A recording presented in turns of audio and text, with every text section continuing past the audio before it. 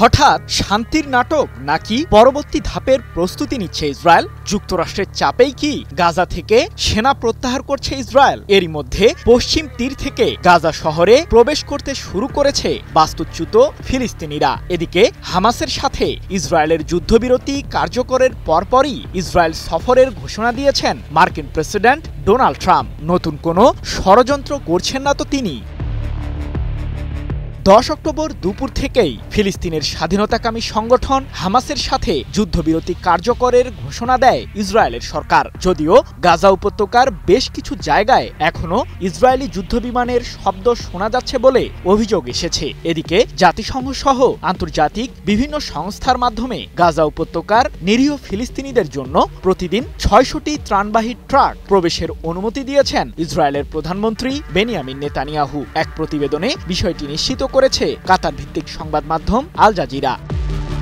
গাজায় 2 বছর ধরে চলা ইসরায়েলি আগ্রাসনের অবসানে ট্রাম্পের 20 দফা পরিকল্পনা বাস্তবায়নের প্রথম ধাপে 24 ঘন্টার মধ্যে উপত্যকাটি থেকে নেতানিয়াহুর সামরিক বাহিনীকে সরে যেতে হবে। এছাড়াও 72 ঘন্টার মাঝে ইসরায়েলি জিম্মিদের মুক্তি দেবে হামাস, বিনিময়ে ফিলিস্তিনি বন্দীদেরও মুক্তি দেবে ইসরায়েল।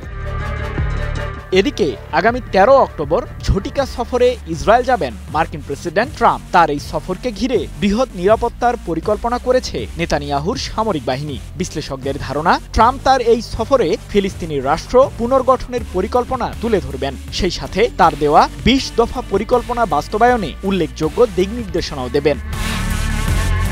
অন্যদিকে গাজায় যুদ্ধবিরতিকে কেন্দ্র করে নিজ দেশেই দুর্বল অবস্থানে চলে গেছে নেতানিয়াহু ও তার সামরিক বাহিনী। এ প্রসঙ্গে রাজনৈতিক বিশ্লেষক ও প্যালেস্টাইন লিবারেশন অর্গানাইজেশনের সাবেক উপদেষ্টা জাভিয়ের আবু ঈদ বলেন, ইসরায়েলি সরকার এবং তার সেনাবাহিনী গাজা চুক্তিকে তাদের বিজয় হিসেবে চিত্রিত করার চেষ্টা করছে, কারণ তারা ইসরায়েলি জনগণের কঠোর সমালোচনার মুখে রয়েছেন। নেতানিয়াহু সরকার তার নির্দিষ্ট লক্ষ্য অর্জনে ব্যর্থ হয়েছে, আর তার লক্ষ্য ছিল গাজায় জাতিগত নির্মূল।